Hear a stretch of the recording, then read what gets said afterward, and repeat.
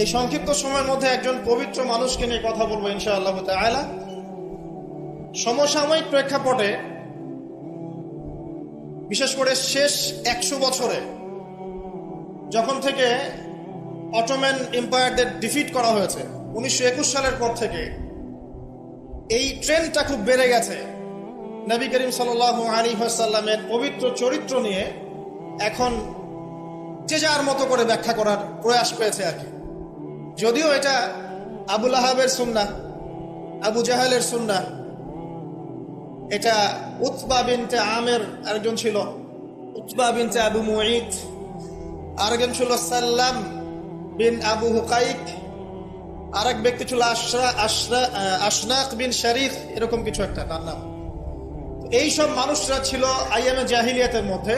এই মানুষদেরই সুন্নাহ আর কি এখন নতুন করে চালু করা হচ্ছে বিভিন্ন জায়গায়, মুক্ত চিন্তার নামে, বাক স্বাধীনতার নামে, কলম চর্চার নামে, বিভিন্ন নাম দিয়ে আমরা এখন নবী সাল্লাল্লাহু আলাইহি ওয়াসাল্লামের পবিত্র চরিত্র নিয়ে যা ইচ্ছা তাই কথা বলার চেষ্টা করছি বা দুঃসাহস দেখাচ্ছি।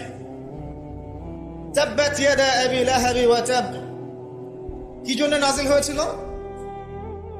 নবী সাল্লাল্লাহু আলাইহি ওয়াসাল্লাম যখন সবাইকে সমবেত করে বলেছিলেন যে আমি যদি বলি তোমাদেরকে এই পাহাড়ের পিছনে শত্রু দল অপেক্ষা করছে, তোমরা কি আমার কথা বিশ্বাস করবে? সবাই বলেছিল যে আমরা তোমাকে আল আমিন বা সত্যবাদী বলে জানি, অবশ্যই তোমার কথা বিশ্বাস করব। তখন তিনি বলেছিলেন কুলু লা ইলাহা ইল্লাল্লাহ তুফলিহুন, তোমরা শুধু বলো লা ইলাহা ইল্লাল্লাহ, আল্লাহ ছাড়া কোনো ইলাহ নেই, তোমরা সফল হয়ে যাবে। এটা আইয়ামে জাহিলিয়াতের কথা। আবু লাহাব তালি দিয়েছিল, হাত দিয়ে তালি দিয়েছিল এবং ঢিল নিক্ষেপ করেছিল, নবী সাল্লাল্লাহু আলাইহি ওয়াসাল্লামকে কষ্ট দিয়েছিল। আল্লাহ পাক সূরা নাজিল করেছেন তাব্বাত ইয়াদা আবি লাহাবি ওয়া তাব, ধ্বংস হোক আবু লাহাবের দুই হাত এবং সে নিজেও ধ্বংস হোক। কিয়ামত পর্যন্ত এই পৃথিবীতে যদি একটা মুসলিমও বেঁচে থাকে এবং সে যদি কোরআন পড়তে জানে, সে আবু লাহাবকে এই সূরা পড়ার মধ্য দিয়ে অভিশাপ দিবে ইনশাআল্লাহ তাআলা। এটা নবী সাল্লাল্লাহু আলাইহি ওয়াসাল্লামের শান, তার মর্যাদা। সে শুধু একবার বলেছে হাততালি দিয়ে, এই কথা বলার জন্য আমাদেরকে ডেকেছিলে? এই কথা বলার জন্য আমাদেরকে ডেকেছ? আমরা আমাদের বাপ দাদাদেরকে, তাদের ইলাহকে ত্যাগ করে তোমার এক আল্লাহ বিশ্বাস করব, এই জন্য ডেকেছ?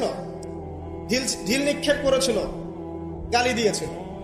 তার আপন চাচা নবী সাল্লাল্লাহু আলাইহি ওয়াসাল্লামের আপন চাচা, আল্লাহ পাক আয়াত নাজিল করলেন আবু লাহাব ধ্বংস হোক এবং সে নিজেও।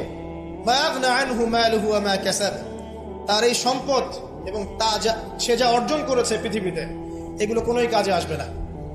সায়াসলা নারান যাতা লাহাব, শীঘ্রই অচিরেই, সায়াসলা অচিরেই সে প্রবেশ করবে এমন আগুনে যে আগুন লাল অগ্নিশিখা নির্বাপিত করছে। সাথে ওয়ামরাতুহু, তার স্ত্রীও, হাম্মালাতাল হাতাব, যে কিনা কি করত? হাম্মালাতাল হাতাব, খড়কুটা বহন করত, নবী সাল্লাল্লাহু আলাইহি ওয়াসাল্লামের আঙ্গিনায় ফেলতো। ফি জিদিহা হাবলুম মিন মাসাদ, তার গলায় থাকবে খেজুর পাকানো রশি, এটা দিয়ে আযাব দেওয়া হবে, নাউযুবিল্লাহ।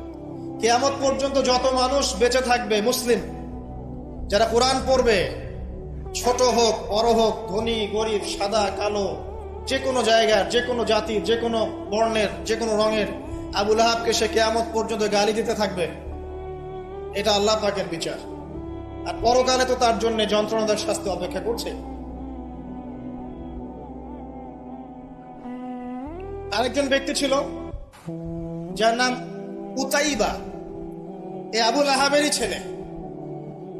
একদিন নবী সাল্লাল্লাহু আলাইহি ওয়াসাল্লামকে সে গিয়ে বলছে ওয়ান নাজমি ইযা হাওয়া, এই সূরার এই প্রথম দিকের আয়াতগুলো আমি বিশ্বাস করি না। এক পর্যায়ে নবী সাল্লাল্লাহু আলাইহি ওয়াসাল্লামের সাথে বাকবিতণ্ডা করতে লাগলো।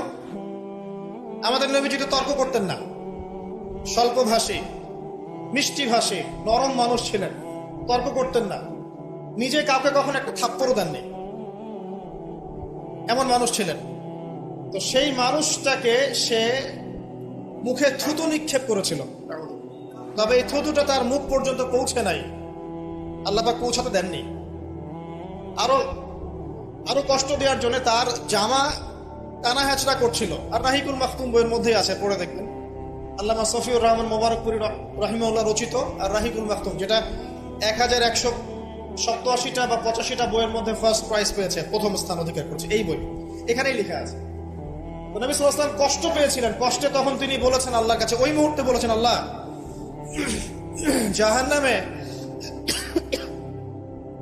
জাহান্নামে তোমার যে কুকুরগুলো আছে, জাহান্নামে কুকুর আছে আযাব দেওয়ার জন্য, এগুলোর মধ্যে একটা এর পিছনে আল্লাহ তুমি লেলিয়ে দিও। এটা বদদুয়া করেছেন নবী সাল্লাল্লাহু আলাইহি ওয়াসাল্লাম। আমাদের কিছু সুশীল আছে, তারা বলতে চায় যে নবী সাল্লাল্লাহু আলাইহি ওয়াসাল্লাম কখনো কটু ভাষা ব্যবহার করতেন না, কখনোই না। প্রয়োজন বোধে নবী সাল্লাল্লাহু আলাইহি ওয়াসাল্লাম বদদুয়াও করেছেন। প্রয়োজন বোধে নবী সাল্লাল্লাহু আলাইহি ওয়াসাল্লাম টানা 1.5-2 মাস ধরে বদদুয়া করেছেন। কোথায়? রাজির ঘটনা। রাজি একটা ঝর্ণার নাম, একটা কূপের নাম, এক একজন এক একভাবে ব্যাখ্যা করে। এখানে 10 জন সাহাবীকে চোরাগুপ্তা হামলা চালিয়ে হত্যা করা হয়। একদল লোক এসে বলেছিল, আপনার সাহাবীদের মধ্যে এমন কিছু সাহাবীকে পাঠান যাদেরকে আমাদের কওমে নিয়ে গেলে ইসলাম শেখা যাবে, মুআল্লিম। নবী সাল্লাল্লাহু আলাইহি ওয়াসাল্লাম 10 জন সাহাবীকে পাঠিয়েছিলেন। এই 10 জনকে ট্র্যাপে ফেলে, এখন যেমন মুসলিমদেরকে ট্র্যাপে ফেলে হত্যা করা হয়, ট্র্যাপে ফেলে 10 জনকে হত্যা করা হয়। 3 জন ভাগ্যবশত বেঁচে যান, পাহাড়ের উপরে আশ্রয় নেন। তাদেরকে বলে, তোমরা নেমে আসো, তোমাদেরকে ছেড়ে দিব। তারা তীরের আঘাতে ক্ষতবিক্ষত ছিলেন। তারা মনে করলেন হয়তোবা তার অঙ্গীকার রক্ষা করবে, নেমে আসলেন। নামার সাথে সাথেই তাদেরকে বেঁধে ফেললো, মক্কায় বিক্রি করে দিল। তাদের মধ্যে একজনের নাম খুবাইব রাদিয়াল্লাহু আনহু। খুবাইব রাদিয়াল্লাহু আনহু, যার নাম আমাদের যুব সমাজ জানে না। আমাদের যুব সমাজ শাহরুখ খানের নাম জানে, খুবাইব রাদিয়াল্লাহু আনহু নাম জানে না। যাকে মক্কার সবার সামনে, একটা গাছের নিচে মক্কার সবার সামনে শুলদণ্ড দিয়ে হত্যা করা হলো।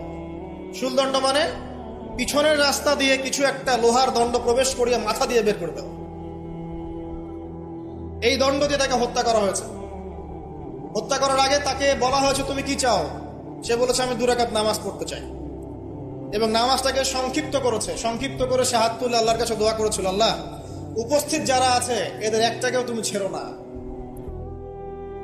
ওয়াকতুলহুম বাদাদা, তাদের সবাইকে তুমি সবগুলাকে এক জায়গায় করে হত্যা করো। দেখা গেছে ওই সবার লাশ বদরের কূপে পড়েছিল। বদরের পরেও যে যুদ্ধগুলো হয়েছে এগুলোতে এরা মারা গেছে। বদরের পরে যে যুদ্ধগুলো হয়েছে এরপরে এগুলো মারা গেছে। আসলে ঘটনাটা বদরের পরেই সম্ভবত। যাই হোক, আমি যেটা বলতে চাচ্ছি, খুবাইব রাদিয়াল্লাহু আনহুকে তখন অপশন দেওয়া হয়েছিল যে তোমার জায়গায় যদি মুহাম্মদ সাল্লাল্লাহু আলাইহি ওয়াসাল্লামকে হত্যা করি, তুমি কি নিষ্কৃতি নিবে? সে তখন বলেছিল রাদিয়াল্লাহু আনহু যে আমার জায়গায় মুহাম্মদ সাল্লাল্লাহু আলাইহি ওয়াসাল্লামের একটা চুলকেও যদি আঘাতপ্রাপ্ত করা হয় আমি সেটাও বরদাস্ত করব না। এবং তিনি তখন একটা কবিতা আবৃত্তি করেছিলেন, বিভিন্ন কিতাবের মধ্যে কবিতাটা আছে, ওয়ালাস্তু বালি হিনা উক্তালু মুসলিমান, আমি কোনো পরোয়াই করি না যখন আমাকে মুসলিম হিসেবে মৃত্যু দেয়া হচ্ছে। আলাই জাম মিন কানাল্লাহি মাসওয়াই, যে পাশেই আমাকে পাশ ফেরানো হোক না কেন, এই পাশ আল্লাহর জন্যই। ওয়াযালিকা লিলাহ ওয়া ইয়াশা, তিনি এমন একজন ইলাহ যিনি চাইলে ইউবারিক আলা ফি কুল্লি শিলইন মুমাজ্জাআ, তিনি আমার দেহের প্রত্যেকটা হাড় এবং গোশতের টুকরায় বারাকা দিতে পারেন। তাকে এভাবে শহীদ করা হয়। তো এই 10 জনকে ট্র্যাপে ফেলে হত্যা করা হয়েছিল। খুবাইব রাদিয়াল্লাহু আনহু তাদের মধ্যে একজন। খেয়াল করে দেখেন, নবী সাল্লাল্লাহু আলাইহি ওয়াসাল্লাম এই ঘটনার পরে 1 থেকে 1.5 মাস তিনি টানা বদদুয়া করেছেন এই কওমকে যেন আল্লাহ পাক ধ্বংস করে। ঠিক আরেকটা ঘটনা এর কয়েক মাস পরে ঘটে যায়, এর নাম বীরে মাউনার ঘটনা। বীরে মাউনা একটা জায়গার নাম, যেখানে একইভাবে দিন শেখার কথা বলে দায়ীদেরকে ডেকে নিয়ে এসে 70 জন দায়ীকে একসাথে হত্যা করা হয়েছে ট্র্যাপে ফেলে। এই জিনিসগুলো হিস্ট্রির কথা মনে করিয়ে দেয় আমাদেরকে। ইসলামের ইতিহাস পড়ে দেখেন, মঙ্গলরা, ওইদিকে রোমকরা, বাইজেন্টাইনরা বিভিন্ন সময় মুসলিমদেরকে ভেবে ট্র্যাপে ফেলে হত্যা করেছে। মসজিদে ঢুকিয়ে চারদিক থেকে মসজিদকে পুড়িয়ে দিয়েছে, আগুন দিয়ে দিয়েছে। এরকম অনেক ঘটনা ঘটেছে ইতিহাসে। আব্বাসীয় খেলাফতের সময় মঙ্গলরা যখন আক্রমণ করেছিল, মাত্র 40 দিনের ব্যবধানে 10 থেকে 20 লক্ষ মানুষকে হত্যা করেছে, সবাই মুসলিম।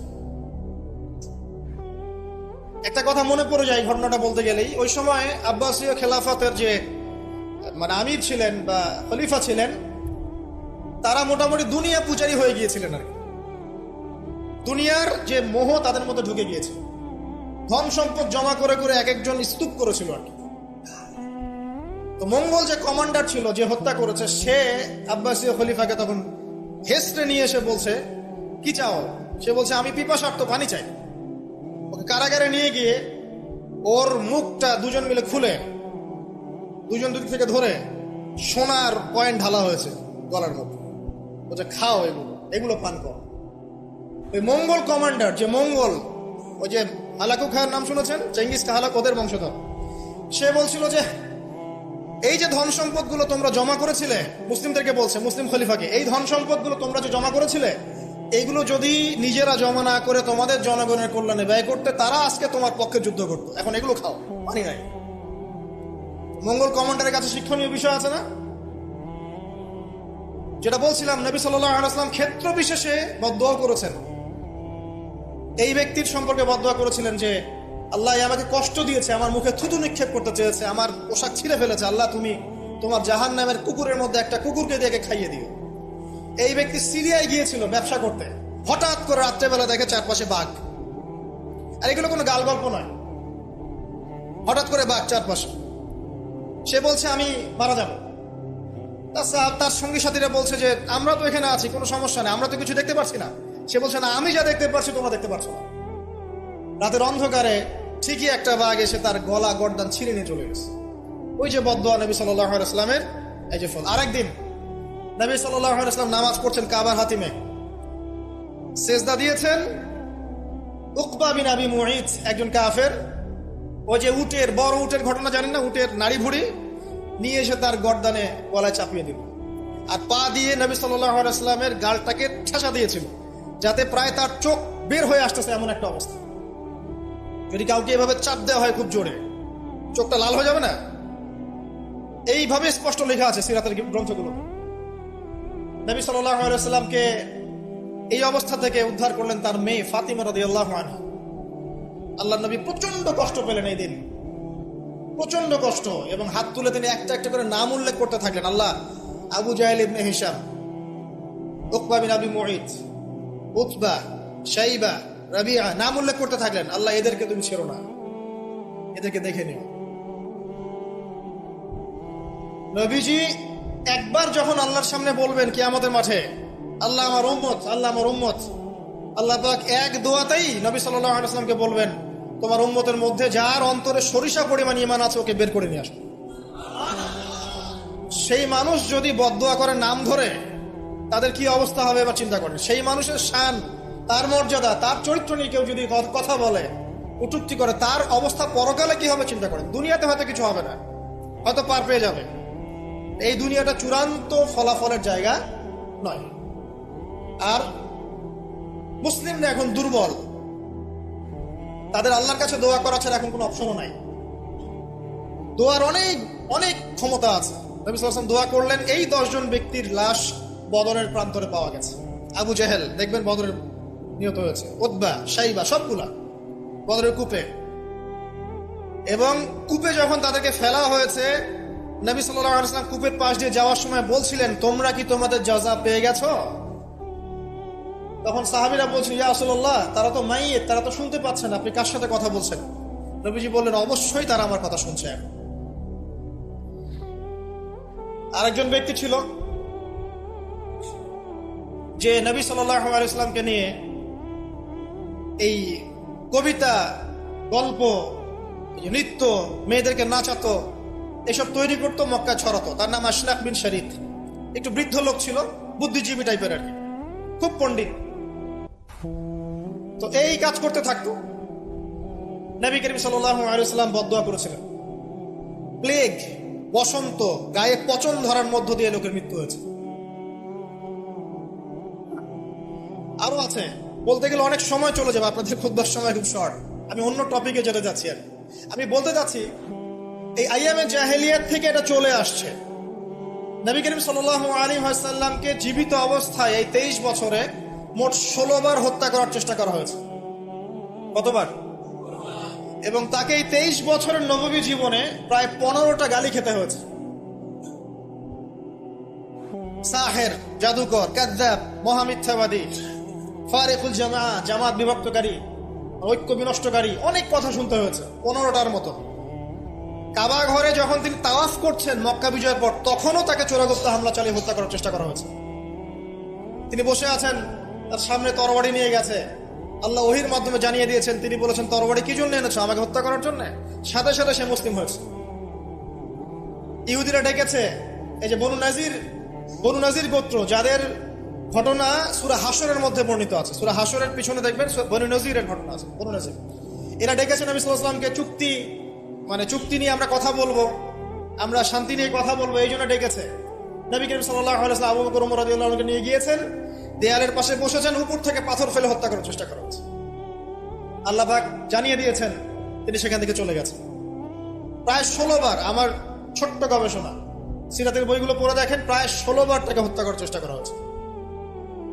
তাকে জীবিত অবস্থায় প্রায় 15টা গালি খেতে হয়েছে। কিন্তু প্রত্যেকটা বিষয়ের রিফ্লেকশন একই রকম ছিল না।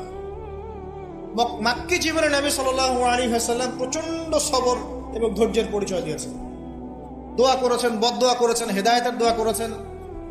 কিন্তু মাদানী জীবনে যখন নবী করিম সাল্লাল্লাহু আলাইহি ওয়াসাল্লাম যখন একটা স্টেটের প্রধান, রাষ্ট্রপ্রধান, তার কাছে ইকোনমিক পাওয়ার, পলিটিক্যাল পাওয়ার, সামরিক পাওয়ার সবকিছু আছে, একটা সুপার পাওয়ারের মতো, ঠিক তখন তিনি এই অপবাদগুলো সহ্য করেন নাই।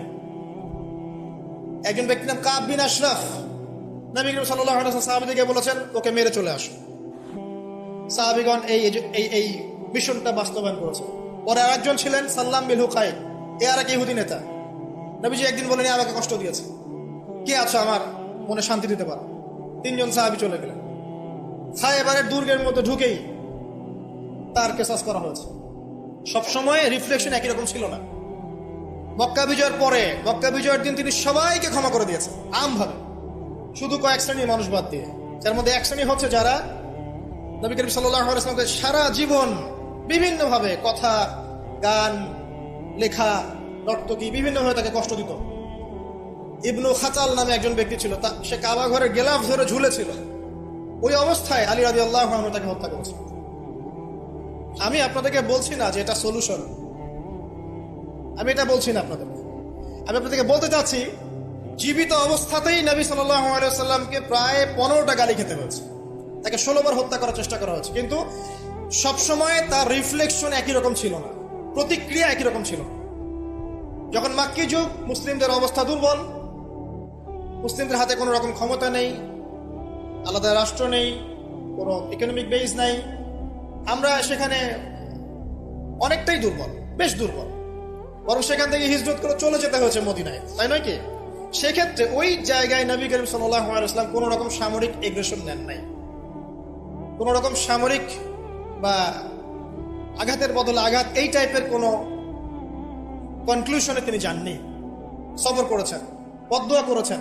ঠিক যেমন আমি বললাম, আমাদের করণীয় এখন এটাই, সবর করতে হবে, আপনাকে বদদোয়া করতে হবে, আপনি নিজের রাসূলের আদর্শের উপর থেকে দেখাবেন, ইত্যাদি ইত্যাদি। এখন আপনার সেই ক্ষমতা নাই, সিম্পল। এখন আপনি এরকম কোন ইনিশিয়েটিভ নিতে যাবেন না। এই অবস্থায় আপনি এরকম কোন ইনিশিয়েটিভ নিতে যাবেন না যেমনটা নবীজি মদিনায় নিয়েছিলেন। তাহলে মুসলিমরা উল্টা ক্ষতির মধ্যে পড়তে পারে, বরং জমিন মুসলিমদের জন্য আরো সংকুচিত হয়ে আসতে পারে। কিন্তু মদিনার যুগে নবী সাল্লাল্লাহু আলাইহি ওয়াসাল্লামের যখন সেরকম ক্ষমতা ছিল, তখন তিনি অ্যাকশন অন্যরকম নিয়েছেন। যদি কখনো এই জমিনে আল্লাহ পাক ইসলামকে আবার সেই জায়গায় নিয়ে যান, তখন সেই অ্যাকশন নেওয়া হয়।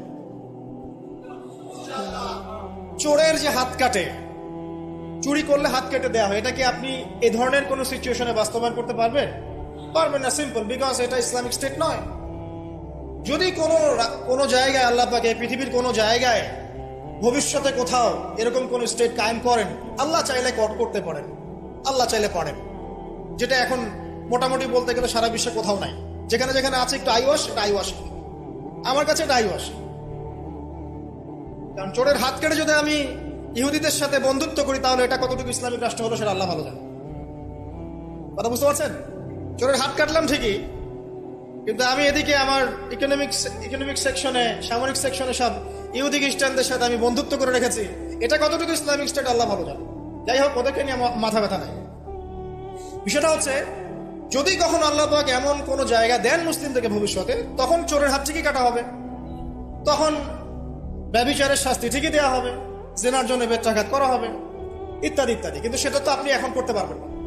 তাই এখন কোনো আত্মঘাতী অবস্থায় যাবেন না, এটা সবচেয়ে বড় কথা। আমার আগে সবচেয়ে প্রথম নসিহত, নবী করিম সাল্লাল্লাহু আলাইহি ওয়াসাল্লামকে নিয়ে অনেক কথাবার্তা হচ্ছে, চারপাশে হবে, এমন কোনো আত্মঘাতী পদক্ষেপ নেবেন না যাতে ইসলাম আরো সংকুচিত হয়, মুসলিমদের অবস্থা আরো খারাপ হয়। এখন কি করবেন সেটা আমি আগে বলছি। প্রথম কথা হচ্ছে, এখন আপনাকে আমাকে নিজেকে আগে নবী সাল্লাল্লাহু আলাইহি ওয়াসাল্লামের সুন্নতের উপর দাঁড়াতে হবে।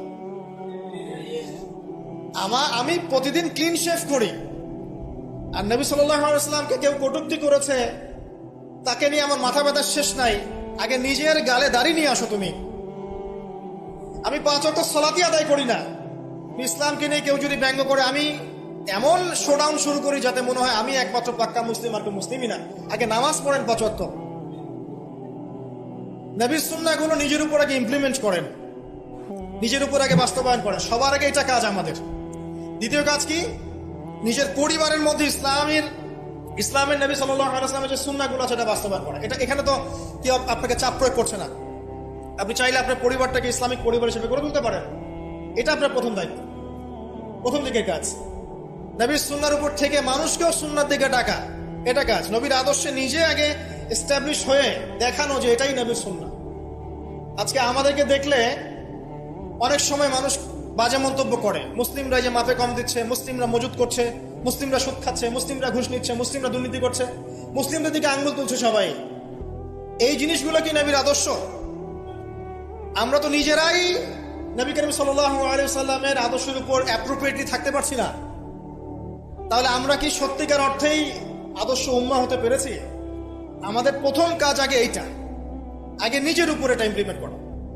দেখবেন এভাবে যখন আমরা প্রত্যেকেই নবীর সুন্নাহ মেনে চলবো, জীবনে, পারিবারিক জীবনে, ইবাদতে, অর্থনীতিতে, সমাজে, চলাফেরায়, মুআমালাতে, দেখবেন ইনশাআল্লাহ তাআলা আস্তে আস্তে আস্তে আস্তে দেখবেন পরিবেশ পরিস্থিতি সব পরিবর্তন হবে। তাই প্রথম নসিহত, অনেকেই কিছু উগ্রপন্থী কমেন্ট করে থাকেন ফেসবুকে, এটা ওইটা, এগুলোতে যাবেন না প্রিয় ভাইয়েরা। এগুলো আমাদের দিনের জন্য উল্টা ক্ষতি ডেকে আনবে। এবং যারা ইচ্ছাকৃতভাবে মুসলিমদেরকে উস্কায়, তারা চায় যে মুসলিমরা এমন কোনো কাজ করুক যাতে তারা মুসলিমদেরকে ডমিনেট করার কোনো সুযোগ খুঁজে পায়। আত্মঘাতী কোনো পদক্ষেপে যাবেন না, এটা আমার প্রথম নসিহত। এবার আসেন, আমরা কয়েকটা পয়েন্টে দেখাবো নবী সাল্লাল্লাহু আলাইহি ওয়াসাল্লাম আসলে কেমন চরিত্রের মানুষ ছিলেন, কি করেছেন, এবং দিন শেষে তিনি কি পেয়েছেন, আমাদেরকে কি দিয়ে গেছেন, এবং আমাদের বেসিক্যালি তার জীবনী নিয়ে কি কি কাজ করা দরকার। আমি জাস্ট এতটুকু কথা বলে আজকে খুব শেষ করব। আমি একটা পয়েন্ট দিয়ে শুরু করছি। 1 নাম্বার, দেখেন নবী করিম সাল্লাল্লাহু আলাইহি ওয়াসাল্লাম যে সমাজে ছিলেন, আইয়ামে জাহিলিয়াত বলি না আমরা, কেন বলি? কারণ সেখানে জাহেলি কাজ হতো। এই তো জাহেলি কাজ মানে অজ্ঞতাপূর্ণ কাজ, মূর্খতাপূর্ণ কাজ। তাহলে জাহেলকে যে জাহিলিয়াতের কাজ করে সেই জাহেল, আলেমকে যে ইলম অনুযায়ী আমল করে সে আলেম, একইভাবে জাহেল সে যে জাহিলিয়াতের কাজ করে। আইয়ামে জাহিলিয়াতে নবী সাল্লাল্লাহু আলাইহি ওয়াসাল্লাম যখন নবী হচ্ছেন, নবী হওয়ার আগে পরের সময়টা আপনি একটু সিরাত ঘাটাঘাটি করে দেখেন, দেখবেন ওখানে মেইন সমস্যা ছিল শিরক, আল্লাহ পাকের একত্ববাদের সাথে শিরকের মিশ্রণ, 1 নাম্বার। 2 নাম্বার ছিল রিবা, সুদ। সমাজের ইকোনমি পুরো সুদ ভিত্তিক ছিল।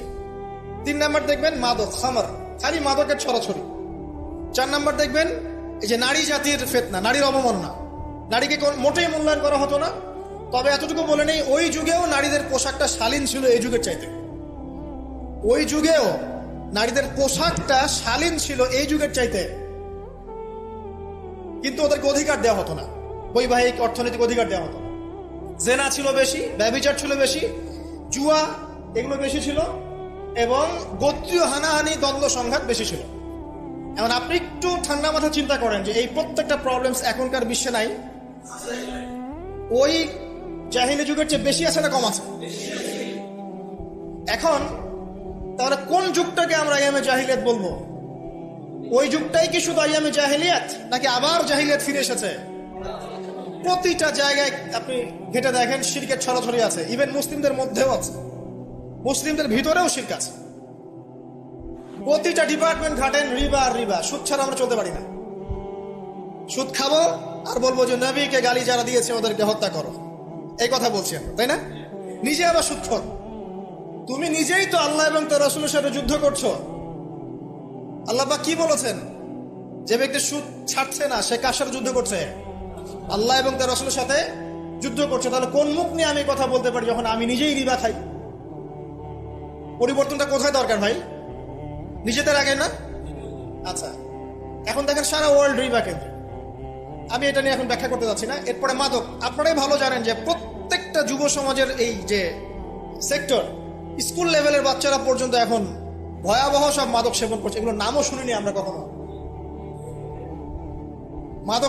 মাদকদ্রব্য নিয়ন্ত্রণ অধিদপ্তর তাদের যত কাজ করছে, ক্লান্ত হয়ে যাচ্ছে, তাও মাদক থামাতে পারছে না। প্রশাসনের লোকজন মাদকের পিছনে রেড দিতে দিতে, মিশন চালাতে চালাতে ক্লান্ত হয়ে যাচ্ছে। একটাকে ডিফেন্ড করছে, আরেকটা নতুন মাদক আসছে। দেখবেন এগুলো কি পরিকল্পিত না? একটা যুব সমাজকে ধ্বংস করার জন্য। দেখেন ওই জাহেলিয়াত এখন নাই। নারীর যে ফিতনা, অবমাননা, এটা কি আগের চেয়ে বেড়েছে না কমেছে? এই সংক্ষিপ্ত সময় আমি ব্যাখ্যা করতে যাচ্ছি না, আপনারা ভালো জানেন বেড়েছে না কমেছে। মেয়েদের পোশাক, এখন মেয়েদের পোশাক আছে না ছেলেদের পোশাক? পোশাক পরেও মেয়েরা নগ্ন থাকছে না? ফ্যামিলিস্ট রেভলিউশনের কারণে মেয়েরা ছেলেদের জায়গা নিয়ে নিয়েছে না? সমাজে জেনা বেড়েছে, পরকীয়া বেড়েছে, ধর্ষণ বেড়েছে। এর বিপক্ষে পশ্চিমারা কোনো সমাধান দিতে পেরেছে? নবী সাল্লাল্লাহু আলাইহি ওয়াসাল্লামের বহু বিবাহ নিয়ে যারা কথা বলে, তাদের দেশে 91% মেয়ে ধর্ষণের, 91% যে রেপ হয়, 100% রেপের মধ্যে 91% মহিলা, এবং যাদের বয়স 20 বছরের কম, 18 বছরের কম, 18 বছরের কম প্রায় 46% সম্ভবত আমি দেখলাম মেয়ে রেপের শিকার হয়েছে। ওই সভ্যতায় যারা আমাদেরকে শিখায় যে ইসলামে বহুবিবাহ কেন, কেন নবী সাল্লাল্লাহু আলাইহি ওয়াসাল্লাম এতগুলো বিয়ে করেছেন, তারা শিখায়। বাদ দেন, ওইদিকে আমি যাচ্ছি না। মূল কথা বলছি যে এই জাহিলিয়াতের সমাজটাকে নবী সাল্লাল্লাহু আলাইহি ওয়াসাল্লাম পরিবর্তন করেছিলেন কিনা? কত বছরের মধ্যে? মাত্র 23। আমাকে একটা সমাজবিজ্ঞানী দেখান, একটা রাজনৈতিক নেতা দেখান, একটা অর্থনীতিবিদ দেখান, একটা দার্শনিক দেখান, একজন মহামানব দেখান, একটা লিডার দেখান, যে মাত্র 23 বছরের ব্যবধানে, মাত্র 23 বছরের ব্যবধানে পুরো আইয়ামে জাহিলিয়াতকে এমন ভাবে পরিবর্তন করেছেন যে মক্কা বিজয়ের পরে না মক্কায় কোনো শিরক আছে, না কোনো সুদ আছে, না কোনো মাদক আছে, না কোনো নারীর হেনস্থা অবমাননা আছে, না বেপর্দা অশ্লীলতা আছে, না জেনা আছে, না ব্যভিচার আছে, না গোত্রীয় হানাহানি দ্বন্দ্ব আছে। একটা মানুষ দেখান সারা বিশ্বে। চরিত্র কি নিয়ে গঠিত হয়? শুধু কি বিবাহ কেন্দ্রিক বিষয় নিয়ে চরিত্র গঠিত? মানুষের চরিত্র বলতে আমরা কি বুঝি? তার কথা, তার কাজ, তার আকীদা, তার আচরণ, তার ইবাদত, তার মুআমালাত, তার সামাজিক ব্যাপার স্যাপার, তার সিলাতুর রহিম, তার সমাজ জ্ঞান, তার অর্থনীতির জ্ঞান, তার পলিটিক্যাল জ্ঞান, সবকিছু মিলেই তো একটা মানুষের ক্যারেক্টার। যখনই ক্যারেক্টারের প্রশ্ন আসে নবী সাল্লাল্লাহু আলাইহি ওয়াসাল্লামকে নিয়ে সরাসরি চলে যায় বিবাহ। কারণ আর কোনো সেক্টর নাই ক্যারেক্টার নিয়ে আলোচনা করার। ওগুলো তো ডিফেন্ড করাই যাবে। যাদের সাথে এই পর্যন্ত বাহাসে বসেছেন তারা তো আর ওই বিষয়গুলো বোঝে না, যে কোন কোন জ্ঞান দিয়ে এই ইন্টারনালি ব্লাইন্ড সেকুলার প্রজন্মকে ডিফেন্ড করা যায়। তারা তো ইসলামিক বিষয়গুলো শুধু উপস্থাপন করবে, বাইরের বিষয়গুলো আনতে পারছে না। সো একটা মানুষের চরিত্র কত মহান হলে স্বয়ং আল্লাহ পাক তাকে বলতে পারেন ইন্নাকা লাআলা খুলুকিন আযীম, নিশ্চয় আপনি মহান চরিত্রের অধিকারী। আল্লাহ পাক বলছেন। নবী সাল্লাল্লাহু আলাইহি ওয়াসাল্লামের 23 বছর সময় লেগেছে এগুলো পরিবর্তন করে সম্পূর্ণ আলোকিত একটা ইসলামী সমাজ প্রতিষ্ঠা করতে। একটা পয়েন্ট বললাম, তার চরিত্র আপনি বুঝে নেন, তার ক্যাপাবিলিটি বোঝেন, তার ব্যক্তিত্ব বোঝেন, তার গায়রত বোঝেন, তার শান মর্যাদা বোঝেন। 2 নম্বর দেখেন, 2 নম্বর পয়েন্ট, নবীজি যখন নবী হননি তার আগ থেকেও তিনি চেষ্টা করতেন সমাজ পরিবর্তন করতে, হেলফুল ফিজর তৈরি করেছিলেন ইত্যাদি। 40 বছর বয়সে যখন ওহী আসলো, 40 বছর বয়সে যখন ওহী আসলো, কি আসলো? আল কোরআন এবং তার ব্যাখ্যা সুন্নাহ। এই কোরআন এবং সুন্নাহকে কাজে লাগিয়ে, এর শিক্ষা দিয়ে, এর জ্ঞানটাকে প্রচার করে, মানুষের মধ্যে এর জ্ঞানটাকে ইনস্টল করে নবী সাল্লাল্লাহু আলাইহি ওয়াসাল্লাম পুরো সমাজটাকে সংস্কার করলেন। তাহলে এই যে জ্ঞানতাত্ত্বিক বিপ্লব, আমরা যেটা কথা বলি জ্ঞানতাত্ত্বিক বিপ্লব, জ্ঞানের রেভলিউশন, জ্ঞান নিয়ে কথা বলা, শিক্ষা দেওয়া, শিক্ষার মাধ্যমে অজ্ঞতার অন্ধকার দূর করা, কে সবার আগে করেছে এই 1400 বছর হিস্ট্রিতে? যারা এখন আমাদেরকে সায়েন্টিফিক এবং টেকনোলজিক্যাল জ্ঞানের কথা বলে, ওই পশ্চিমা সভ্যতায়, তারা কতদিন হলো সভ্য হয়েছে? কতশো বছর আগে সেখানে ফরাসি বিপ্লব হয়েছে, কত শতাব্দী হলো সেখানে সায়েন্টিফিক এবং টেকনোলজিক্যাল রেভলিউশন গুলো হয়েছে? 100-200 বছর, সর্বোচ্চ 300 বছর। 1400 বছর আগে নবী সাল্লাল্লাহু আলাইহি ওয়াসাল্লাম ইকরা দিয়ে জ্ঞানের রেভলিউশন করেছে। সাহাবীদেরকে জ্ঞান শিক্ষা দিয়েছেন। কোন জ্ঞান? অভ্রান্ত সত্যের উৎস, ওয়াহির জ্ঞান। ও যে জ্ঞান শিখাচ্ছে সেটা কি? বস্তুবাদী জ্ঞান। এখানে পরকাল নাই, এখানে আপনার জিন নাই, মালায়েকা নাই, বেহেশত নাই, জান্নাত নাই, জাহান্নাম নাই, হিসাব নাই, মিজান ফজিলত কিছু নাই, ঈশ্বর নাই। Godless education system. ওদের ভাষায় গড বলেছে, এটা নিয়ে আবার বিতর্কিত করেন না। কথা বলতেও ভয় পাই আমি, না জানি। আর আমি মুসলিমদেরকে বেশি ভয় পাই, কারণ তারাই বিতর্কিত করতে বেশি পছন্দ করে। গডলেস বলতে বুঝিয়েছি তাদের ভাষায় ঈশ্বরহীন একটা সিস্টেম। তো আমরা জ্ঞানের যে সিলসিলা দিয়েছি 1400 বছর আগে, ইকরা বিসমি রাব্বিকাল্লাযী খলাক দিয়ে, প্রত্যেকটা সাহাবী আবু বকর, ওমর, ওসমান, আলী থেকে শুরু করে একদম শেষ পর্যন্ত দেখবেন সবাই এই জ্ঞানের আলোয় আলোকিত হয়েই সমাজ পরিবর্তন করেছে। মক্কার 13 বছরে আমরা ছিলাম, একজন সাহাবী কি কোনো কাফেরের উপর হাত তুলেছিল? দেখাতে পারবেন? কোন কাফেরকে একজন সাহাবী হত্যা করেছে বা আঘাত করেছে বা থাপ্পড় দিয়েছে? বরং আপনি দেখবেন শত শত কাফের তারা মুসলিমদেরকে আঘাত করেছে, নির্মম নির্যাতন করেছে। বেলাল রাদিয়াল্লাহু আনহুকে শুইয়ে পাথর বিছিয়েছে, চাবুক মেরেছে, গা পুড়িয়ে দিয়েছে, কত কি করেছে। আবিসিনিয়ায় চলে যেতে হয়েছে, তায়েফে গিয়ে নবী সাল্লাল্লাহু আলাইহি ওয়াসাল্লামকে নিজের মার খেয়ে আসতে হয়েছে। এই যে 13 বছর সহনশীলতার পরিচয় দিয়েছেন এই শিক্ষায় শিক্ষিত মানুষরা, তারা কি উগ্র ছিলেন? তারা সন্ত্রাসী ছিলেন? তাদেরকে কি তরবারির জোরে ইসলাম কবুল করানো হয়েছে? এই 13 বছর যে সাহাবীরা ইসলাম কবুল করেছেন তারাই তো পরে বদরের যুদ্ধ করেছে, পরে উহুদে গিয়েছেন, পরে খন্দক খায়বারে গিয়েছেন। এই যে বেসিকটা তৈরি করেছি আমরা মক্কার 13 বছরে, এই 13 বছরটা কি উগ্রতা দিয়ে প্রদর্শন করা হয়েছিল? কোন রকমের আগ্রাসী মনোভাব প্রচার করা হয়েছে? কিচ্ছু করা হয়নি। শুধু জ্ঞান তাত্ত্বিক সলিউশন দেওয়া, জ্ঞান শিক্ষা দেওয়া হয়েছে, কোরআন শিক্ষা দেওয়া হয়েছে, হাদিস শিক্ষা দেওয়া হয়েছে। এই শিক্ষার মধ্য দিয়ে যখন ভিতরটা পরিবর্তন হয়েছে, তখন মানুষ আল্লাহর কাছে আত্মসমর্পণ করেছে। এই ছিল আমাদের মক্কার 13 বছর। তাহলে যে জ্ঞানের কথা বলি আমরা, যে মানুষটার কাছে কোরআনের মতো কিতাব আসে, এক বাক্যে আপনি আমাকে বলেন কোরআনের একটা আয়াতকে কেউ মিথ্যা প্রমাণ করতে পারবে? কোরআন কারীমের মধ্যে যাররা পরিমাণ কি মিথ্যা আছে বা অমানবিক কোনো বিষয় আছে? মানুষ ভুলভাবে সেটাকে উপস্থাপন করে, কিন্তু যদি সঠিকভাবে উপস্থাপন করতে পারে বা সৎসাহস থাকে, পশ্চিমকালেও কোরআনে আপনি যাররা পরিমাণ ফল্ট পাবেন না। যালিকাল কিতাব লা রাইবা ফি, কোনো সন্দেহ নাই। এখন বলেন, এত পবিত্র একটা কিতাব একজন পবিত্র মহাপবিত্র সত্তার কাছ থেকে এসেছে, আর একজন জিবরাইল আলাইহিস সালাম ফেরেশতাদের লিডার, তিনি এটা বহন করে এনেছেন।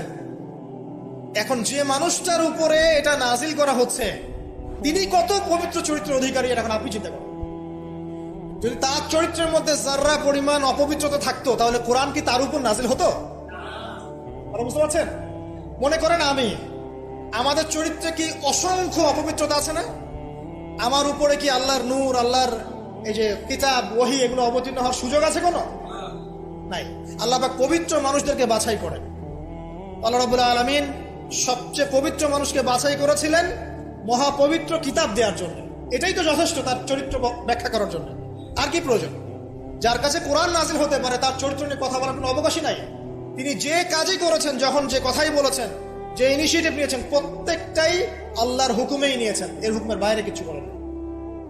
শুধু তাই নয়, তার শত্রুরা পর্যন্ত মক্কায় কখনো বলতে পারেনি তিনি মিথ্যাবাদী, তিনি মাপে কম দেন, তিনি ওয়াদা খেলাফ করেন, তিনি অমুক, তিনি তমুক।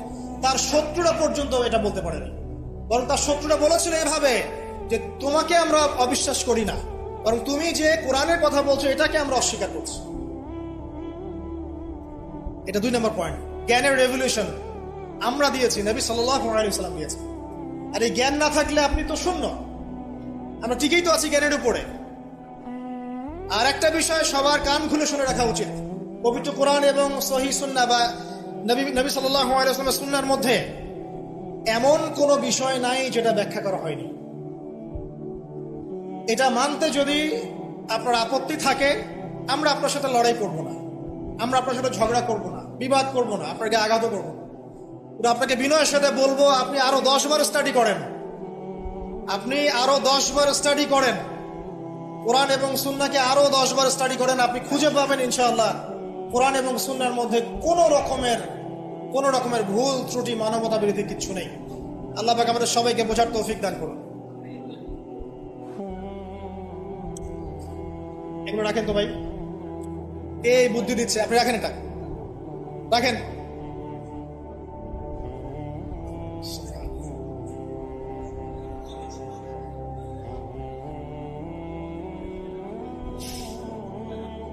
কয়টা পয়েন্ট বলেছি ভাই? শেষ করছি, সময় কম। তৃতীয় পয়েন্ট শোনেন, তৃতীয় পয়েন্টটা শোনেন। নবী করিম সাল্লাল্লাহু আলাইহি ওয়াসাল্লাম শুধু এমন মানুষ ছিলেন না যিনি শুধু কোরআন শোনার কথাগুলো নিজেই বলে ক্ষান্ত হয়েছেন, নিজের উপর আমল করেন নাই। এমন মানুষ তিনি ছিলেন না।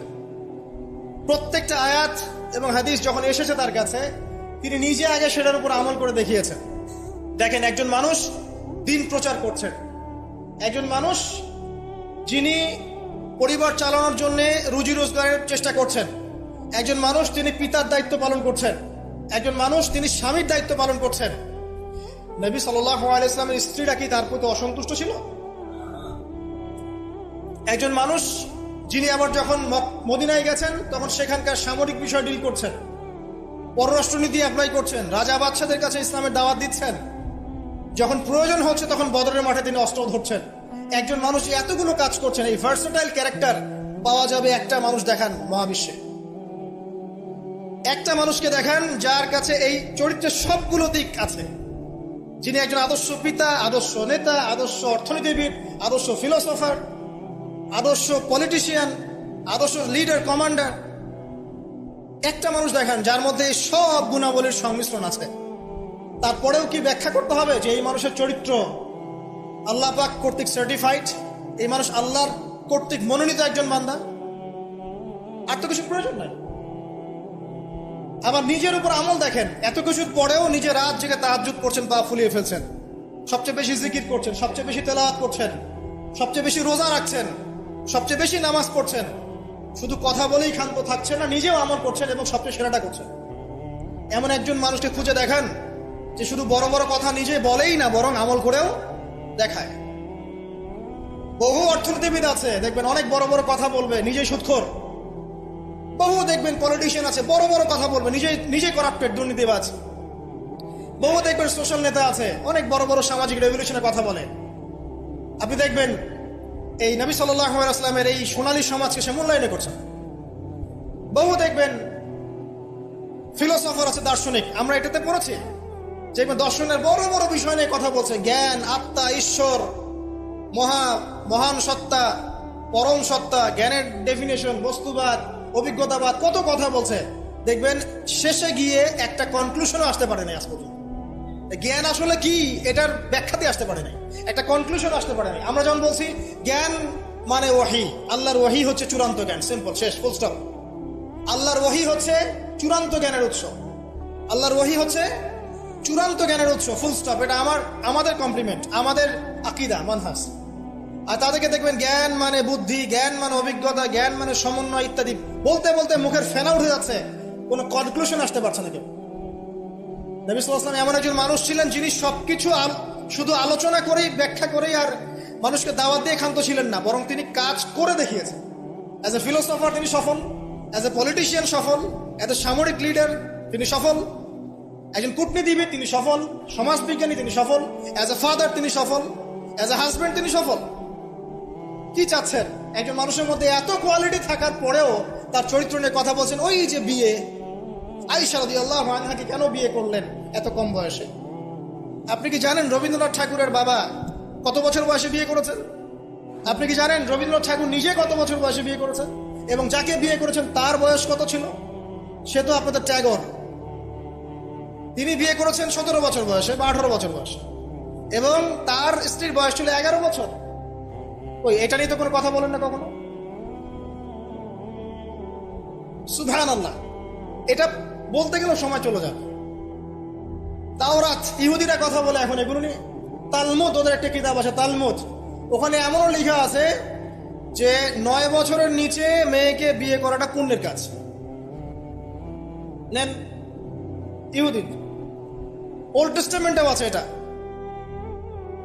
মনুসংহতি একটা কিতাব আছে, বই, কিতাব বলা ঠিক হবে না, সেখানে এসেছে মেয়ের যখন বয়সন্ধিকালে আসবে, স্রাব, ঋতুস্রাব হচ্ছে, তাকে বিয়ে দিতে হবে। আমরা রামায়ণ পড়েছি, একটু জিজ্ঞাসা করবেন ওদেরকে বিনয়ের সাথে, আচ্ছা আমাকে কাইন্ডলি বলেন, রাম আর সীতার যখন বিয়ে হয়েছে, সীতার বয়স কত ছিল? যদি সে অনেস্ট হয়ে থাকে তাকে অ্যান্সার করতে পারে। কত বছর বলেন? কত বছর? 7 বছর। নেন এবার বহু বিবাহ নিয়ে কথা বলছেন, আপনাদের অবতারদের হিস্ট্রি ঘেটে দেখেন কতটা করে বিয়ে করেছে। কি বুঝাতে যাচ্ছেন? একটা মানুষের চরিত্র ব্যাখ্যা করার জন্য একটা অপশন, সেটা হলো মেয়ে, নারী, ওইটা দিয়ে টান দিলেই মানে চরিত্র কালার করা যায়। সবচেয়ে বড় কথা শোনেন, হাদিসটা সহিহ বুখারীতে এসেছে, কিন্তু সবচেয়ে বড় কথা হচ্ছে অনেক স্কলার মুসলিম বিশ্বের, তারা কিন্তু এর সাথে অনেক সময় দ্বিমত পোষণ করেছেন যে সত্যিকার অর্থে আয়েশা রাদিয়াল্লাহু আনহার বয়স তখন 9 ছিল কি না, এটা নিয়ে অনেক কথা আছে। আমি শুধু না, অনেকেই কথা বলেছেন। হিস্ট্রি ঘেটে দেখেন, অনেক আলেম কথা বলেছেন। কেউ বলেছেন তখন বয়স ছিল 15, কেউ বলেছেন 17, কেউ বলেছেন 18। একজন তো গাণিতিক হিসাব মিলিয়ে দেখিয়েছেন যে বয়স ছিল তখন 18। আর একটা কথা আসলেই চোখ বন্ধ করে এটাকে হজম করে নিয়ে আমরা এটাকে ডিফেন্ড করার চেষ্টা করি। সুবহানাল্লাহ। বাদ দেন, ওইদিকে যাচ্ছি না। আমরা এই বিষয়গুলোকে নিয়ে তর্ক করার জন্য খুতবার আয়োজন করছি। তার চরিত্রের যে মৌলিক বিষয়গুলো, এগুলো সমাজের সামনে উপস্থাপন করাটা মূল উদ্দেশ্য। আমি 3টা পয়েন্ট বলেছি, আরেকটা পয়েন্ট বলছি শোনেন। নবী করিম সাল্লাল্লাহু আলাইহি ওয়াসাল্লাম এই যে 23 বছরের জীবনটা কথা বলেছি, প্রথম 3 বছর গোপনে দাওয়াত দিয়েছেন, এরপর প্রকাশ্যে দাওয়াত দিয়েছেন, ধৈর্যশীল ছিলেন, সবর করেছেন, মার খেয়েছেন, নিজের মাতৃভূমি ছেড়ে চলে গেছেন, সেখানে তাকে আল্লাহ পাক ক্ষমতা দিয়েছেন। আমি আপনাকে তার স্যাক্রিফাইসগুলো দেখাচ্ছি, একটু স্যাক্রিফাইসগুলো দেখেন। তিনি কি ভালো ঘরের সন্তান ছিলেন না? তার কি টাকা পয়সার অভাব ছিল? তার স্ত্রী খাদিজা রাদিয়াল্লাহু আনহা, যাকে তিনি 40 বছরের একজন নারীকে তিনি বিয়ে করেছেন, এই জায়গায় কিন্তু তাদের কোনো কথা নাই, আছে? যখন তার বয়স মাত্র 25 বছর, কোন 25 বছরের যুবক 40 বছরের নারীকে বিয়ে করতে চাইবে? এবং তিনি যতদিন জীবিত ছিলেন ততদিন তিনি আরো স্ত্রী গ্রহণ করেন নাই। বাদ দেন, তার কিন্তু টাকা পয়সা, আধিপত্য, প্রতিপত্তি, বংশের এগুলোর গৌরবের অভাব ছিল না। তারপরেও তার স্যাক্রিফাইস গুলো দেখেন।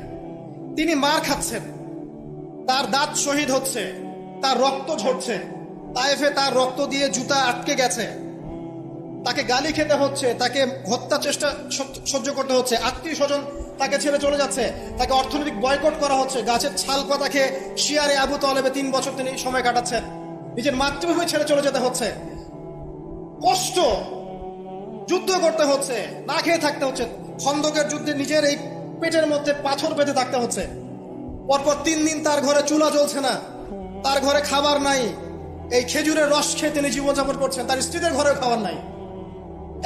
একজন মুসাফির এসেছে, খাবার চাচ্ছে, তিনি বলছেন দেখো আমার স্ত্রীদের ঘরে খাবার আছে কিনা।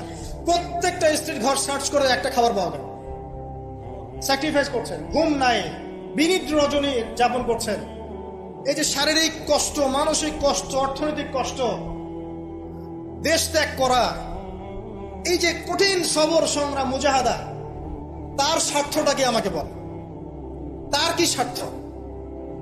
এখানে নবী সাল্লাল্লাহু আলাইহি ওয়াসাল্লামের ব্যক্তি স্বার্থটা কোথায়? তাকে তো আল্লাহ পাক মাকামে মাহমুদ দিয়েছেন, জান্নাতের সর্বোচ্চ মাকাম আল্লাহ পাক তাকে দিয়েছেন। ইন্না আতাইনাকাল কাউসার, তোমাকে আমি কাউসার দিয়েছি, সম্মান দিয়েছে, মর্যাদা দিয়েছে।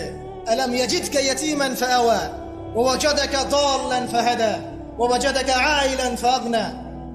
আছে না সূরা? আলাম নাশরাহ লাকা সাদরাক ওয়া ওয়াদা'না আনকা ওয়িজরাক আল্লাযী আনকাযা যাহরাক ওয়া রাফা'না লাকা যিকরাক। তার জিকির, তার স্মরণকে সম্মানিত করা হয়েছে। সারা দুনিয়ার মানুষ তার নাম শুনলে সাল্লাল্লাহু আলাইহি ওয়াসাল্লাম পড়ে। প্রত্যেকটা মুসলিম এই উম্মতে মুহাম্মাদের মধ্যে, মুসলিম বা নন মুসলিম, হুয়েভার হি ইজ, তার মৃত্যুর পরে তার চেহারা তাকে দেখানো হবে, বলা হবে এই ব্যক্তিকে যাকে তোমাদের কাছে পাঠানো হয়েছে। তিনি আমাদেরকে ভাই বলে সম্বোধন করছেন। তিনি বলছেন, কাশ আমি আমার ভাইদেরকে দেখতে পেতাম।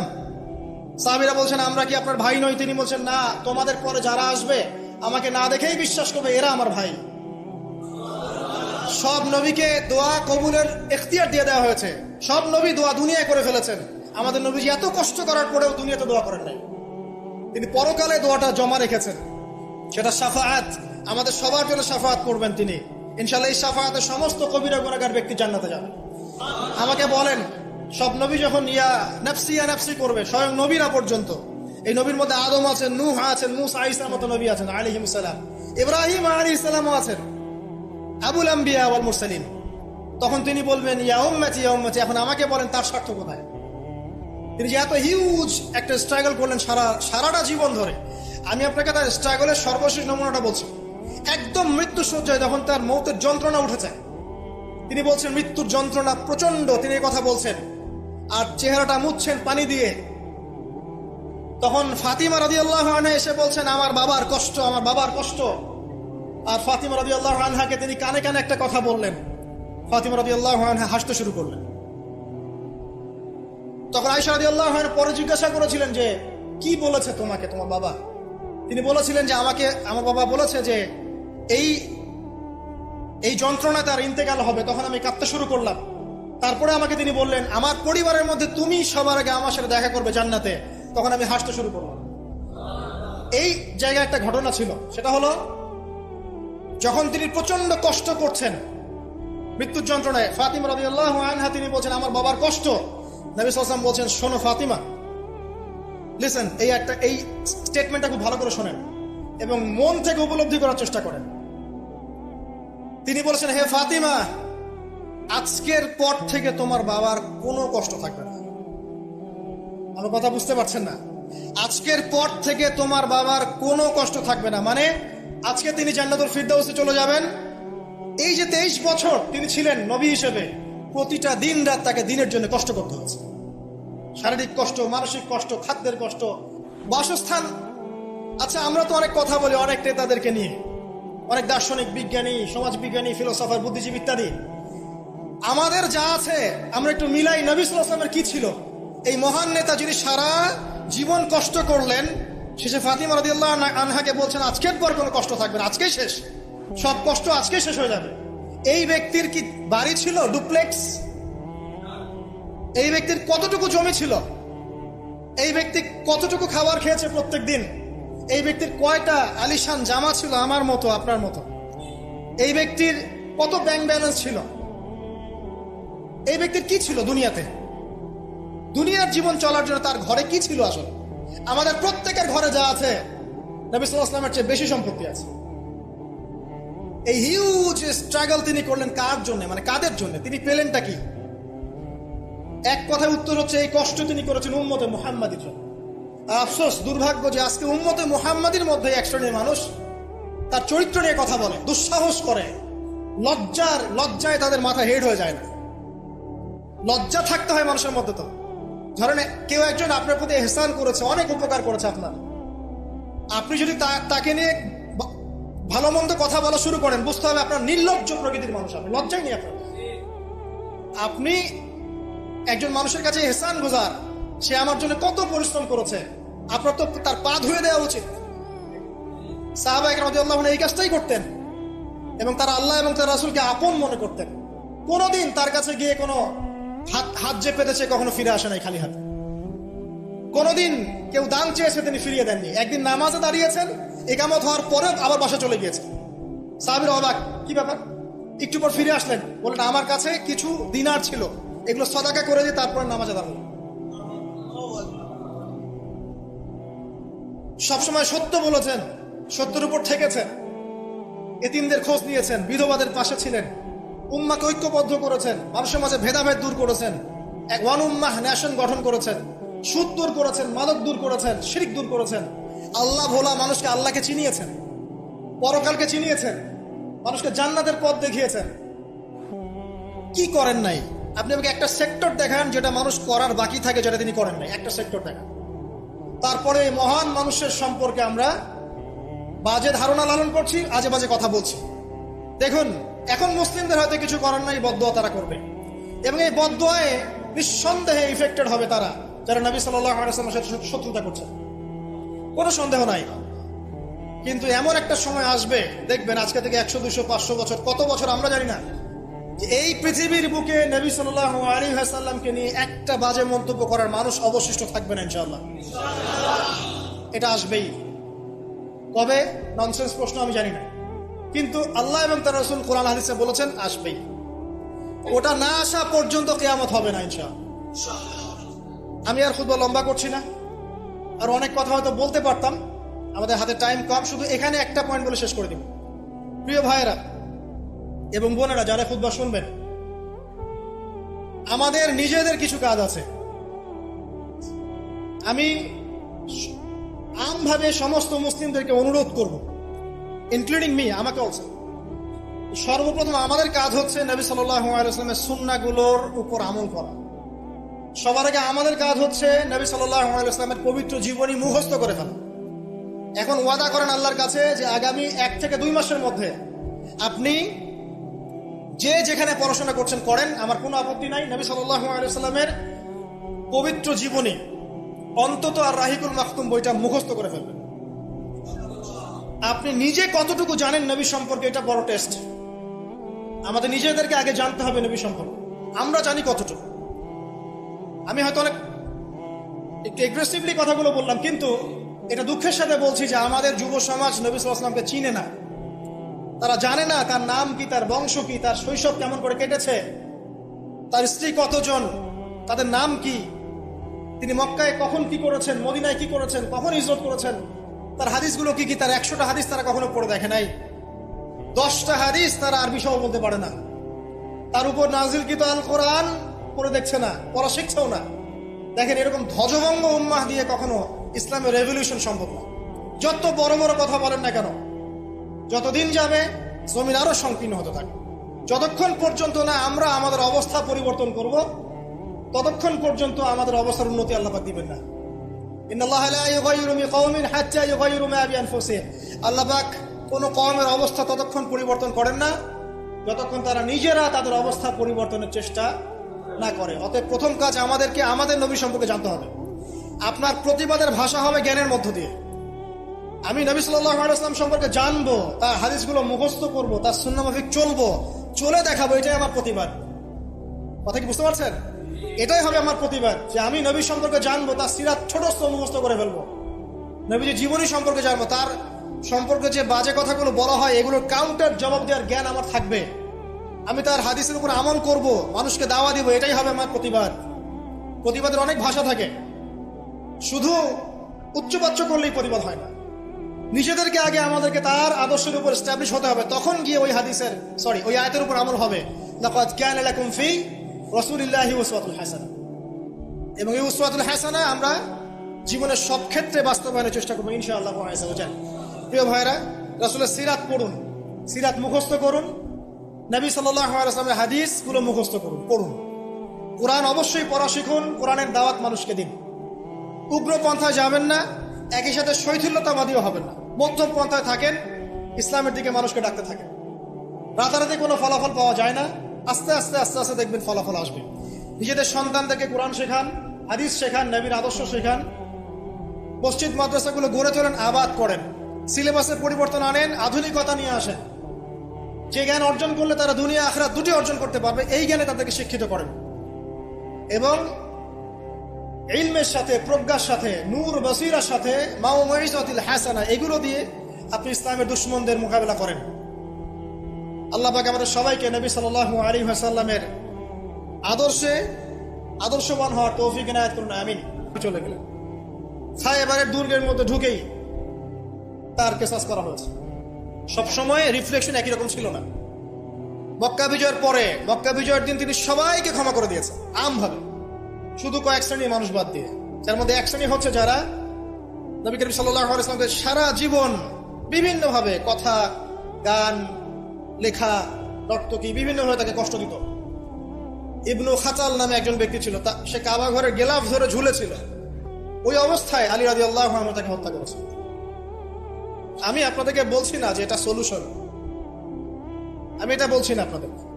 আমি আপনাদেরকে বলতে চাচ্ছি, জীবিত অবস্থাতেই নবী সাল্লাল্লাহু আলাইহি ওয়াসাল্লামকে প্রায় 15টা গালি খেতে হয়েছে, তাকে 16 বার হত্যা করার চেষ্টা করা হয়েছে, কিন্তু সবসময় তার রিফ্লেকশন একই রকম ছিল না, প্রতিক্রিয়া একই রকম ছিল না। যখন মাক্কি যুগ, মুসলিমদের অবস্থা দুর্বল, মুসলিমদের হাতে কোনো রকম ক্ষমতা নেই, আলাদা রাষ্ট্র নেই, কোনো ইকোনমিক বেস নাই, আমরা সেখানে অনেকটাই দুর্বল, বেশ দুর্বল, বরং সেখান থেকে হিজরত করে চলে যেতে হয়েছে মদিনায়, তাই নয় কি? সেক্ষেত্রে ওই জায়গায় নবী করিম সাল্লাল্লাহু আলাইহি ওয়াসাল্লাম কোনো রকম সামরিক এগ্রেশন নেন নাই, কোনো রকম সামরিক বা আঘাতের বদলে আঘাত, এই টাইপের কোনো কনক্লুশনে তিনি যাননি। সবর করেছেন, বদদুয়া করেছেন। ঠিক যেমন আমি বললাম, আমাদের করণীয় এখন এটাই, সবর করতে হবে, আপনাকে বদদুয়া করতে হবে, আপনি নিজের রাসূলের আদর্শের উপর থেকে দেখাবেন, ইত্যাদি ইত্যাদি। এখন আপনার সেই ক্ষমতা নাই, সিম্পল। এখন আপনি এরকম কোন ইনিশিয়েটিভ নিতে যাবেন না, এই অবস্থায় আপনি এরকম কোন ইনিশিয়েটিভ নিতে যাবেন না যেমনটা নবীজি মদিনায় নিয়েছিলেন। তাহলে মুসলিমরা উল্টা ক্ষতির মধ্যে পড়তে পারে, বরং জমিন মুসলিমদের জন্য আরো সংকুচিত হয়ে আসতে পারে। কিন্তু মদিনার যুগে নবী সাল্লাল্লাহু আলাইহি ওয়াসাল্লামের যখন সেরকম ক্ষমতা ছিল, তখন তিনি অ্যাকশন অন্যরকম নিয়েছেন। যদি কখনো এই জমিনে আল্লাহ পাক ইসলামকে আবার সেই জায়গায় নিয়ে যান, তখন সেই অ্যাকশন নেওয়া হবে। চোরের যে হাত কাটে, চুরি করলে হাত কেটে দেওয়া হয়, এটা কি আপনি এই ধরনের কোন সিচুয়েশনে বাস্তবায়ন করতে পারবেন না? সিম্পল, বিকজ এটা ইসলামিক স্টেট নয়।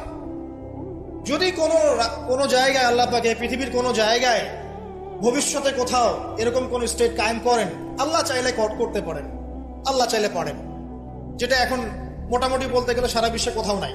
যেখানে যেখানে আছে একটু আইওয়াস, এটা আইওয়াস, আমার কাছে এটা আইওয়াস। কারণ চোরের হাত কেটে যদি আমি ইহুদিদের সাথে বন্ধুত্ব করি, তাহলে এটা কতটুকু ইসলামিক রাষ্ট্র হলো সেটা আল্লাহ ভালো জানে। কথা বুঝতে পারছেন? চোরের হাত কাটলাম ঠিকই, কিন্তু আমি এদিকে আমার ইকোনমিক সেকশনে, সামরিক সেকশনে সব ইহুদি খ্রিস্টানদের সাথে আমি বন্ধুত্ব করে রেখেছি, এটা কতটুকু ইসলামিক স্টেট আল্লাহ ভালো জানে। যাই হোক, ওদেরকে নিয়ে মাথা ব্যথা নাই। বিষয়টা হচ্ছে, যদি কখন আল্লাহ পাক এমন কোন জায়গা দেন মুসলিমদেরকে ভবিষ্যতে, তখন চোরের হাত ঠিকই কাটা হবে, তখন ব্যভিচারের শাস্তি ঠিকই দেওয়া হবে, জেনার জন্য বেত্রাঘাত করা হবে, ইত্যাদি ইত্যাদি। কিন্তু সেটা তো আপনি এখন করতে পারবেন না। তাই এখন কোন আত্মঘাতী অবস্থায় যাবেন না, এটা সবচেয়ে বড় কথা। আমার আগে সবচেয়ে প্রথম নসিহত, নবী করিম সাল্লাল্লাহু আলাইহি ওয়াসাল্লামকে নিয়ে অনেক কথাবার্তা হচ্ছে, চারপাশে হবে, এমন কোন আত্মঘাতী পদক্ষেপ নেবেন না যাতে ইসলাম আরো সংকুচিত হয়, মুসলিমদের অবস্থা আরো খারাপ হবে। এখন কি করবেন সেটা আমি আগে বলছি। প্রথম কথা হচ্ছে, এখন আপনাকে আমাকে নিজেকে আগে নবী সাল্লাল্লাহু আলাইহি ওয়াসাল্লামের সুন্নতের উপর দাঁড়াতে হবে। আমি প্রতিদিন ক্লিন শেভ করি, আর নবী সাল্লাল্লাহু আলাইহি ওয়াসাল্লামকে কেউ কটূক্তি করেছে, তাকে নিয়ে আমার মাথা ব্যথার শেষ নাই। আগে নিজের গালে দাড়ি নিয়ে আসো তুমি। আমি 5 ওয়াক্ত সালাতই আদায় করি না, ইসলামকে নিয়ে কেউ যদি ব্যঙ্গ করে, আমি এমন শোডাউন শুরু করি যাতে মনে হয় আমি একমাত্র পাক্কা মুসলিম, আর কেউ মুসলিমই না। আগে নামাজ পড়েন 5 ওয়াক্ত, নবীর সুন্নাহগুলো নিজের উপর আগে ইমপ্লিমেন্ট করেন, নিজের উপর আগে বাস্তবায়ন করেন। সবার আগে এটা কাজ আমাদের। দ্বিতীয় কাজ কি? নিজের পরিবারের মধ্যে ইসলামের নবী সাল্লাল্লাহু আলাইহি ওয়াসাল্লামের যে সুন্নাহগুলো আছে এটা বাস্তবায়ন করা। এখানে তো কেউ আপনাকে চাপ প্রয়োগ করছে না, আপনি চাইলে আপনার পরিবারটাকে ইসলামিক পরিবার হিসেবে গড়ে তুলতে পারেন। এটা আপনার প্রথম দায়িত্ব, প্রথম দিকের কাজ। নবীর সুন্নাহর উপর থেকে মানুষকেও সুন্নাহর দিকে ডাকা, এটা কাজ। নবীর আদর্শে নিজে আগে এস্টাবলিশ হয়ে দেখানো যে এটাই নবীর সুন্নাহ। আজকে আমাদেরকে দেখলে অনেক সময় মানুষ বাজে মন্তব্য করে, মুসলিমরা যে মাপে কম দিচ্ছে, মুসলিমরা মজুদ করছে, মুসলিমরা সুদ খাচ্ছে, মুসলিমরা ঘুষ নিচ্ছে, মুসলিমরা দুর্নীতি করছে, মুসলিমদের দিকে আঙ্গুল তুলছে সবাই। এই জিনিসগুলো কি নবীর আদর্শ? আমরা তো নিজেরাই নবী করিম সাল্লাল্লাহু আলাইহি ওয়াসাল্লামের আদর্শের উপর অ্যাপ্রোপ্রিয়েটলি থাকতে পারছি না, তাহলে আমরা কি সত্যিকার অর্থেই আদর্শ উম্মাহ হতে পেরেছি? আমাদের প্রথম কাজ আগে এইটা, আগে নিজের উপর এটা ইমপ্লিমেন্ট করা। দেখবেন এভাবে যখন আমরা প্রত্যেকেই নবীর সুন্নাহ মেনে চলবো, জীবনে, পারিবারিক জীবনে, ইবাদতে, অর্থনীতিতে, সমাজে, চলাফেরায়, মুআমালাতে, দেখবেন ইনশাআল্লাহ তাআলা আস্তে আস্তে দেখবেন পরিবেশ পরিস্থিতি সব পরিবর্তন হবে। তাই প্রথম নসিহত, অনেকেই